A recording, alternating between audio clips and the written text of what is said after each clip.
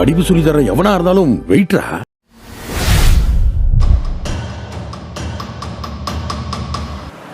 மாணவர்கள் அனைவருக்கும் வணக்கம். இது நம்மளோட 11வது பதிவு, direct speech and indirect speech. So நம்மளோட சேனலில் நீங்கள் இது வரைக்கும் சப்ஸ்கிரைப் பண்ணலை அப்படின்னா மறக்காமல் சப்ஸ்கிரைப் பண்ணிக்கோங்க. அதே மாதிரி நம்மளுடைய சேனலுக்கு உங்களோட ஆதரவு கொடுங்க. நம்ம பதிவு எஃபெக்டிவாக இருக்கும்னு நம்புகிறோம். உங்களுக்கும் பிடிக்கும் பட்சத்தில் உங்கள் நண்பர்களுக்கு நம்ம வீடியோவை ரெக்கமெண்ட் பண்ணுங்கள். நீங்களும் சப்ஸ்கிரைப் பண்ணுங்கள், அவர்களையும் சப்ஸ்கிரைப் பண்ண சொல்லுங்கள். வீடியோவை ஸ்கிப் பண்ணாமல் பாருங்கள். ஓகே சார், இன்றைக்கி அப்ஜெக்டிவ் என்ன சார்? இன்றைக்கி அப்ஜெக்டிவ் பார்த்தீங்க அப்படின்னா இம்பரேட்டிவ். ஸோ இம்பரேட்டிவ் சென்டென்ஸ்னால் என்ன, அதாவது கட்டளை வாக்கியம்னா என்ன? ஆல்ரெடி நம்ம ப்ரீவியஸ் வீடியோ போட்டிருப்போம். இந்த கட்டளை வாக்கியத்தினுடைய வாக்கிய அமைப்பை பற்றி தான் போட்டிருப்போம். ஆனால் இங்கே நம்ம என்ன பண்ண போகிறோம் அப்படின்னா, இங்கே டைரக்ட் ஸ்பீச்சிலேருந்து இன்டைரக்ட் ஸ்பீச்சில் எப்படி ஒரு வாக்கியத்தை நம்ம மாற்றுறது, அதற்கான ரூல்ஸ் அண்ட் ரெகுலேஷன் என்னன்னு சொல்லிட்டு உங்களுக்கு சீக்வன்ஸ் கொடுத்துருக்கேன். மொத்தம் நம்மளுக்கு 2 சீக்வன்சஸ் இருக்குது ஃப்ரம் இம்பரேட்டிவில். ஃபஸ்ட்டு வந்து பாசிட்டிவ் மோட் ஆஃப் சீக்வன்ஸ் கொடுத்துருக்கேன். அடுத்து பார்த்தீங்கன்னா நெகட்டிவ் கொடுத்துருக்கேன். அது என்ன சார், பாசிட்டிவ் அண்ட் நெகட்டிவ் கண்டிப்பாக அந்த இம்பரேட்டிவ்ல இருக்கு. இதில் நம்ம பார்த்துருக்கோம் ஆல்ரெடி. Very good, super. நம்மளோட வீடியோவை ஆல்ரெடி பார்த்தவங்களுக்கு தெரிஞ்சிருக்கும். Anyway congrats. ஸோ இதுக்கு பேர் ரிப்போர்ட்டட் பார்ட், இதுக்கு பேர் ரிப்போர்ட்டிங் பார்ட். ரிப்போர்ட்டட் பார்ட்டில் உங்களுக்கு மெயின் வெப்பில் ஸ்டார்ட் ஆச்சு அப்படின்னா ஆட்டோமேட்டிக்காக அது பாசிட்டிவ் சீக்வன்ஸ். சரிங்களா? அந்த ரிப்போர்ட்டட் பார்ட்டில் நெகட்டிவ்ல ஸ்டார்ட் ஆகுது, டோன்ட்னு ஸ்டார்ட் ஆச்சுன்னா அது நெகட்டிவ் சீக்வன்ஸ். இது நீங்கள் புரிஞ்சுக்கிறணும். இது கட்டளை வாக்கியத்தில் அந்த 2 சீக்வன்சஸில். அதே மாதிரி எண்டிங்கில் ஃபுல் ஸ்டாப் இருக்கா, அந்த ஃபுல் ஸ்டாப்போட சேர்த்து ரிப்போர்ட்டட் பார்ட்டு வெர்பில் ஸ்டார்ட் ஆகுதா, இதெல்லாம் நம்ம ஆல்ரெடி ப்ரீவியஸாகவே சொல்லியிருக்கோம். ஸோ மறுபடியும் ரிப்பீட் பண்ணுறதா நம்ம பழைய வீடியோக்களை பார்த்துட்டு இந்த பதிவுக்குள்ளே வாங்க. ஓகே, இதில் பாசிட்டிவ் அண்ட் நெகட்டிவ் அப்படிங்கிறத தாண்டி நம்ம என்ன சார் பண்ண போகிறோம், இந்த வாக்கிய அமைப்பில் என்ன சார் ரூல்ஸு ஃப்ரம் டைரக்ட்லேருந்து இன்டைரக்ட். நீங்கள் தான் ஆல்ரெடி நம்மளோட ப்ரீவியஸ் வீடியோவில் சொல்லியிருக்கீங்க சார். இந்த மாதிரி கமா கொட்டேஷன் இருந்தால் அது டைரக்ட், இல்லைன்னா இன்டைரக்ட்னு சொல்லியிருக்கீங்க சார். எனிவே ஓகே சார், இங்கே இந்த கன்ஜங்ஷன் உடைய ரீப்ளேஸ்மெண்ட் என்ன சார்? இந்த பாசிட்டிவ் டைப்ஸ் ஆஃப் சென்டென்ஸை பொறுத்தளவில் இந்த ரீப்ளேஸ்மெண்ட் ஆஃப் கமா கொட்டேஷனுக்கு நம்மளுடைய கனெக்டிவ் வேர்டு என்னன்னு பார்த்தீங்கன்னா டு. அதே மாதிரி இங்க பாத்தீங்கன்னா நம்மளுக்கு எதுல ஸ்டார்ட் ஆயிருக்கு, நெகட்டிவ்ல ஸ்டார்ட் ஆயிருக்கா. அப்ப ரீப்ளேஸ்மெண்ட் ஆஃப் கமா கொட்டேஷனுடைய இந்த கனெக்டர்ஸா இருக்கட்டும் அல்லது கன்ஜங்ஷனா இருக்கட்டும் என்னது, நாட் டு. இவ்வளவுதான் உங்களுக்கு. அதே மாதிரி இந்த ரிப்போர்ட்டிங் பார்ட்டில் நம்ம என்ன சேஞ்ச் பண்ண போகிறோம், only on the reporting verbs. அப்போ ரிப்போர்ட்டிங் வேர்ப்ஸில் மட்டும் சேஞ்சஸ் இருக்கே ஒழிய எக்காண்டு கொண்டு ஃபர்ஸ்ட் பர்சனையோ செகண்ட் பர்சனையோ அதாவது ஸ்பீக்கரையோ லிசனரையோ நம்ம சேஞ்ச் பண்ணக்கூடாது. இதை தாண்டி அடுத்த சேஞ்சஸ் இப்போ தான் நான் சொன்னேன், ரீப்ளேஸ்மெண்ட் ஆஃப் கமா கொட்டேஷன். அங்கே பாசிட்டிவ் சென்டென்ஸாக இருக்கிறதுனால டூங்கிறது நம்மளுக்கான கனெக்டிவ் வேர்டு. இங்கே நெகட்டிவ்ல ஸ்டார்ட் பண்ணுறதுனால நாட் டு அப்படிங்கிறது நம்மளுக்கான கனெக்டிவ் வேர்டு. பாருங்க, இப்போ எக்ஸாம்பிளை வச்சு உங்களுக்கு நான் கண்டிப்பாக ஒரு எக்ஸ்பிளைன் பண்ணுறேன். பாருங்க, உங்களுக்கு ஃபர்ஸ்ட் எக்ஸாம்பிள் கொடுத்துருக்கேன். Mother set to her Sun comma quotation two your work. பாருங்க, இந்த வாக்கியமானது இறுதியில் ஃபுல் ஸ்டாப்ல முடியுது. இந்த இன்டு த இன்வெர்டட் கமாஸ்ல, அதாவது இந்த ரிப்போர்ட்டட் பார்ட்ல எதுல சார் ஸ்டார்ட் ஆகுது, டூ. அப்ப வெர்பில் ஸ்டார்ட் ஆகுது. கண்டிப்பா இந்த கிவன் சீக்வன்ஸ் எதுல போயிருமா, பாசிட்டிவ் சென்டென்ஸ்க்கு போயிடும். ஓகே சார், இன்னொன்று நீங்கள் சொன்ன மாதிரி கமா கொட்டேஷன் இருக்குது சார், இன்வெர்டட் கமாஸ் இருக்கனால இது டைரக்ட் ஸ்பீச்னு டிக்ளேர் பண்ணிடலாம் சார். இன்டைரக்ட் ஸ்பீச்சில் எப்படி மாற்றலாம் பாருங்க. அப்போ நம்மளுக்கு என்ன சார், இந்த பிஃபோர் இன்வெர்டட் கமாஸ்க்கு முன்னால் இருக்கிறது ரிப்போர்ட்டிங் பார்ட், அது ரிப்போர்ட்டட் பார்ட். இந்த ரிப்போர்ட்டிங் பார்ட்டில் நம்ம சேஞ்ச் பண்ணணும்னா ஒன்லி ரிப்போர்ட்டிங் வர்பு தான்.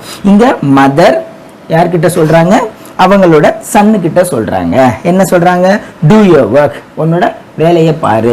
அப்போ ரிப்போர்ட்டிங் வர்பு நம்ம ஆல்ரெடி ஸ்டேட்மெண்ட்டுக்கு ஒரு type of reporting verb changes பார்த்தோம் சார். இன்டராகேட்டிவ்க்கு ஒரு டைப் ஆஃப் சேஞ்சஸ் பார்த்தோம் சார். கண்டிப்பாக இம்பரேட்டிவ்க்கு ஒரு டைப் ஆஃப் சேஞ்சஸ் பார்க்க போகிறோம். இந்த பதிவை கொடுத்துட்டு உங்களுக்கு இதனை தொடர்ந்து அந்த ரிப்போர்ட்டிங் வர்பு ஃப்ரம் டைரக்ட்லேருந்து இன்டைரக்ட்டுக்கு எப்படி சேஞ்ச் ஆகும், அதே மாதிரி இன்டைரக்ட்லேருந்து டைரக்ட்டுக்கு எப்படி சேஞ்ச் ஆகுங்கிறத பற்றி தான் உங்களுக்கு நான் அடுத்து இதனை தொடர்ந்து அப்படியே நான் உங்களுக்கு கொடுக்க போகிறேன். அப்போ இங்கே என்ன ரிப்போர்ட்டிங் வர்பு கொடுக்கலாம், நம்ம ஒரு அம்மா கேட்டுக்கிட்டாங்க அவங்களோட சன்னிட்ட. என்ன கேட்டுக்கிட்டாங்க, டூ யோர் ஒர்க், வேலையை கொஞ்சம் பார்த்தங்க அப்படின்னு சொல்கிறாங்க. சரிங்களா? இது நீங்கள் என்ன சொல்லலாம், டூ யோர் ஒர்க் அப்படிங்கிறப்போ கேட்டுக்கிட்டாங்கன்னு சொல்லலாம். இல்லை சார், மதராக வந்து பார்த்தீங்கன்னா சன்னுக்கு என்ன போடலாம், ஆர்டர் போடலாம்.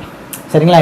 உங்கள் வேலையை பாரு, தேவையில்லாமல் அடுத்தவங்க வேலையில் தலையிடாத அப்படின்னு சொல்லுவாங்கல்ல. அப்போ நம்ம ரீப்ளேஸ்மெண்ட் என்ன கொடுக்கலாம், ஆர்டர். பாருங்களேன், உங்களுக்கு mother ordered her Sun. Okay, இங்கே இந்த கமா கொட்டேஷனுக்கான ரீப்ளேஸ்மெண்ட் என்னன்னு சொன்னோம், டூன்னு சொல்லலாமா. அப்போ டு டூ இவர் யாரை சார் குறிக்கும், செகண்ட் பர்சனான சன்னு. அப்போ சன்னுங்கிறது மேலா, இங்கே என்ன பொசிஷனில் நிற்குது, பொசசிவ்ல நிற்குது. Very good. அப்போ ஹிஸ் ஒர்க் புரிஞ்சிருக்கும்னு நினைக்கிறேன். இப்போ பாருங்க, நான் உங்களுக்கு ஆன்சர் எழுதுறேன், கண்டிப்பாக உங்களுக்கு புரியும். பாருங்களேன், மதர் இவங்க யாரு, speaker. Very good. Set to நம்மளுக்கு என்னவா சார் மாறுது? என்னது? ஆர்டர் அப்படின்னு கூட நம்ம எடுத்துக்கலாம், தப்பு இல்லை. சரிங்களா? ஆர்டர். அம்மா வந்து ஆர்டர் போடுறாங்க. யார்கிட்ட? அவங்களோட சன்னுக்கிட்டே தான் சொல்றாங்க, பையன்கிட்ட. Okay. Replacement of comma quotation என்ன சொன்னேன்? டு. Very good. அப்போ டூவை தொடர்ந்து இந்த கேபிட்டலில் இருக்கக்கூடிய டி ஆனது அங்கே எப்படி சார் மாறணும்? ஸ்மால்ல மாறும். அப்போ டு டூ. யுவர் யாரை குறிக்கும்? இந்த செகண்ட் பர்சனான சன்னை குறிக்கும். சன் என்ன போர்ஷனில் நிற்கிறாரு? சன்னுனா நம்மளுக்கு தெரியும் மேல். அப்போ இவருடைய பொசசிவ் என்னது? ஹிஸ். அதுக்கப்புறம் பேலன்ஸு ஒர்க்கு. இவ்வளவுதான். அதே மாதிரி நெக்ஸ்ட் பாருங்க, இங்க செட் டு இருக்கு, இன்வெர்டட் கமாஸ்குள்ள டோன்ட் இருக்கா பாருங்க. My father. மை ஃபாதரை மை ஃபாதர்னு நம்ம அப்படியே எடுத்துக்கலாம். ஏன்னா அவர் யாரு? ஸ்பீக்கர். ஸ்பீக்கர் நம்ம எக்காரணம் கொண்டு மாற்ற தேவையில்லை. செட் டு என்ன பண்ணிக்கலாம்? Don't do it again. இந்த மாதிரி மறுபடியும் செய்யாத அப்படின்னு சொல்றாங்க.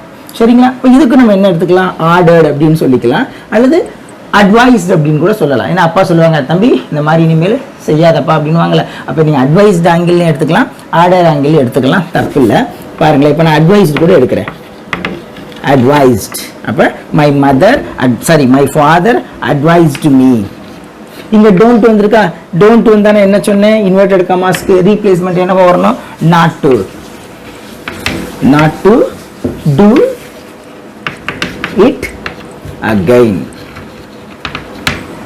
கிளியர் நினைக்கிறேன். இன்னமும் சில பேருக்கு என்ன டவுட்ஸ் இருக்கும் அப்படின்னு பார்த்தீங்கன்னா, சார் இந்த ரிப்போர்ட்டிங் வெர்பு கிளாரிட்டி கொடுங்க சார். வாங்க நம்ம அதையும் தொடர்ந்து பார்த்துடலாம். அதனை தொடர்ந்து சென்டென்சஸ் வந்து ஃப்ரம் டைரக்ட்லேருந்து இன்டைரக்டுக்கு எப்படி மாற்றலாம், ஃப்ரம் இன்டைரக்ட்லேருந்து டைரக்டுக்கு எப்படி மாற்றலாம்னு பார்க்கலாம். ரிப்போர்ட்டிங் வெர்ப் சேஞ்சஸ் பார்த்துடலாம். ஏன்னா கொஞ்சம் இம்பரேட்டிவ் வந்து பார்த்தீங்கன்னா கொஞ்சம் டிஃபிகல்ட்டாக இருக்கிற மாதிரி இருக்கும். ஆனால் அக்கார்டிங் டு த ரிப்போர்ட்டட் பார்ட்டில் எந்த மாதிரி சீக்வன்ஸ் சொல்கிறாங்களோ அதை பொறுத்து நம்ம பிக் பண்ணிக்கலாம். பட் இருந்தாலும் உங்களுக்கு நான் க்ளூ கொடுத்துருக்கேன் பாருங்கள். இங்கே வரக்கூடிய ஸ்பீக்கர் ஃப்ரெண்டாவோ லிசனர் ஃப்ரெண்டாவோ இருந்தால், அதாவது ஒரு ஃப்ரெண்டு கிட்ட பேசுனா நீங்கள் கண்டிப்பாக என்ன போட்டுக்கலாம்? இன்டைரக்டில் ஆஸ்க்டு போட்டுக்கலாம். அந்த ரிப்போர்ட்டிங் வெர்பு ஆஸ்க்டு மாற்றிக்கலாம். அதே மாதிரி ஒரு ஸ்டூடெண்ட் வந்து பார்த்தீங்கன்னா டீச்சர்கிட்ட பேசினாலும், ஏன்னா ஸ்டூடெண்ட் வந்து டீச்சர்கிட்ட என்ன கேட்க தான் செய்வார், ஸோ ஆஸ்க்டு ஆல்சோ அப்ளிகபிள். அதே மாதிரி டீச்சர் வந்து பார்த்தீங்கன்னா ஸ்டூடெண்ட்டை பார்த்து ஏதோ ஒன்று கேட்குறாங்க அல்லது சொல்கிறாங்க அப்படின்னா கண்டிப்பாக டீச்சர் ஸ்டூடெண்ட்டை என்ன சொல்லுவாங்க? ஒன்று அட்வைஸ் பண்ணுவாங்க அல்லது ஏதாவது கேள்விகள் கேட்பாங்க. பார்த்தீங்கன்னா அட்வைஸ்க்கு ஸ்பெல்லிங் எஸ் அப்படிங்கிறத நம்ம ஆல்ரெடி ரிமைண்ட் பண்ணியிருக்கோம், மைண்டில் போட்டுக்கங்க. அடுத்து பாருங்க, ஒரு டாக்டர் வந்து பேஷண்ட்டை சொல்றாரு, என்ன சார்? கண்டிப்பா அவர் என்ன பண்ணுவார்? அட்வைஸ் பண்ணுவார். டாக்டர் வந்து என்ன பண்ணுவார்? அட்வைஸ் பண்ணுவார். ஸ்மோக் பண்ணாதப்பா, இந்த மாதிரி நீ அப்படின்னு சொல்லுவாங்களா? அப்போ என்னது? டாக்டர் பேஷண்ட்டுக்கு அட்வைஸ் பண்ணுவார் அல்லது சஜஸ்ட் பண்ணுவார். என்ன சஜஷன்? இந்த மாதிரி டேப்லெட்டை நீங்கள் கண்டினியூஸாக எடுங்க, 3 days எடுத்தீங்கன்னா கண்டிப்பாக உங்களுக்கு க்யூர் கிடைக்கும்னு சொல்லுவாங்கள்ல, அந்த மாதிரி நீங்கள் பயன்படுத்தலாம். அடுத்து அதே பேஷண்ட்டு டாக்டரை பார்த்து என்ன பண்ணலாம்? கேட்க தான் முடியும். டாக்டர் இந்த டேப்லெட்டை நான் எத்தனை நாளைக்கு எடுத்துக்கலாம் கேட்கலாமா? ரைட். அடுத்து பாருங்க, ஒரு சர்வெண்ட் ஒரு மேனேஜர்கிட்ட கேட்குறாங்க அப்படின்னா கண்டிப்பாக சர்வெண்ட் வந்து மேனேஜரை பார்த்து ரெக்வஸ்ட் பண்ணி தான் கேட்பாங்க. அதே மாதிரி இதில் ஒன்று தெரிஞ்சுக்கணும், ரிப்போர்ட்டட் பார்ட்டில் சென்டென்ஸ் கன்ஸ்ட்ரக்ஷன் ஆனது ப்ளீஸ் அப்படிங்கிற வேர்டில் வந்துச்சு அப்படின்னாலே அந்த ப்ளீஸுங்கிற வார்த்தைக்கு ரீப்ளேஸ்மெண்ட்டாக நாம் ரெக்வஸ்டட் பயன்படுத்த வேண்டும். எங்கே? இந்த இம்பரேட்டிவ்ல. At the same time servant மாஸ்டர்கிட்ட ஏதோ கேட்டால் ரெக்வஸ்டட் அப்படிங்கிற வேர்டை பயன்படுத்தணும். அதே இது மாஸ்டர் சர்வெண்ட்டுக்கு என்ன பண்ணுவாங்க? ஆர்டர் தான் போடுவாங்க. பாருங்க, ஆர்டர்டு. அடுத்து பாருங்க, போலீஸ் யாரை வந்து கான்டாக்ட் பண்ணுறாரு? தீஃபை கான்டாக்ட் பண்ணால் என்ன பண்ணுவார்? என்கொயர் பண்ணுவார். அப்போ இன்கொயர்டு. ஸோ என்கொயரி நடக்கும்ல, அதான் என்கொயர்டுங்கிற வெர்பை நம்ம போட்டுக்கலாம். அடுத்து பாருங்க, பேரண்ட்ஸ் அம்மாவாக இருக்கலாம் அப்பாவாக இருக்கலாம். யார்கிட்ட? அவங்களோட சன்னுட்டியோ அல்லது டாட்டர்கிட்டையோ பேசுகிறாங்கன்னா ஒன்று என்ன பண்ணுவாங்க? வார்ன் பண்ணுவாங்க அல்லது அட்வைஸ் பண்ணுவாங்க.